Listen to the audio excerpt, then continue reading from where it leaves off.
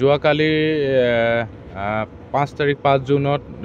দুপৰীয়া প্ৰায় 11মান বজাত পালোহি আৰু 11মান বজাৰ পৰা আমি প্ৰায়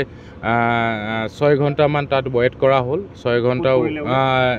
ধনচিৰি মুখৰ পোৱা নাছিলোঁ তাৰ পৰা প্ৰায়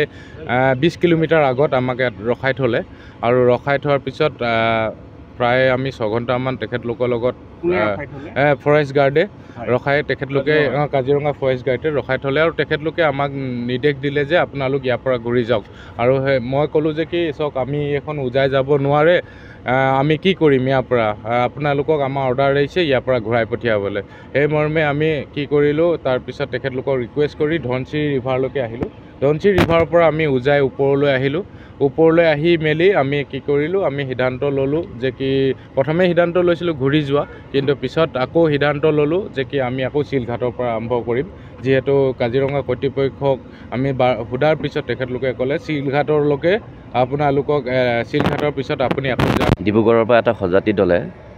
প্লাষ্টিক মুক্ত কৰিবৰ কাৰণে আজি আমাৰ অসমখনক এটা প্লাষ্টিক বটলৰে এখন নাও তৈয়াৰ কৰি পেলাই ব্ৰহ্মপুত্ৰৰ বুকুৰেদি গুৱাহাটীলৈ ৰাওনা কৰিছিলে ঠিক তেনেতে কাজিৰঙা পাওঁতেই তেখেতলোকক বাধা দিলে যে এইখন নাও ব্ৰহ্মপুত্ৰ দি যাব নোৱাৰিব সেয়েহে আমি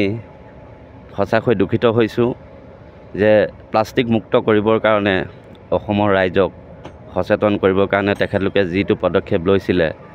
পানীৰ বটলেদি তেখেতলোকে নাও তৈয়াৰ কৰি ব্ৰহ্মপুত্ৰৰ বুকুৰেদি গুৱাহাটীলৈ ৰাওনা কৰিছিলে তাত সঁচাকৈ বাধা দিয়াটো বৰ ভুল কৰিছে আমি সঁচাকৈ দুখ পাইছোঁ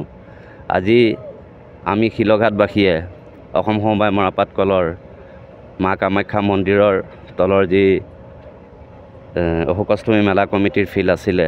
তাৰ সন্মুখতে আমি সেই নাওখন গুৱাহাটীলৈ ৰাওনা কৰাব বিচাৰিছোঁ আমাৰ শিলঘাটবাসীৰ লগতে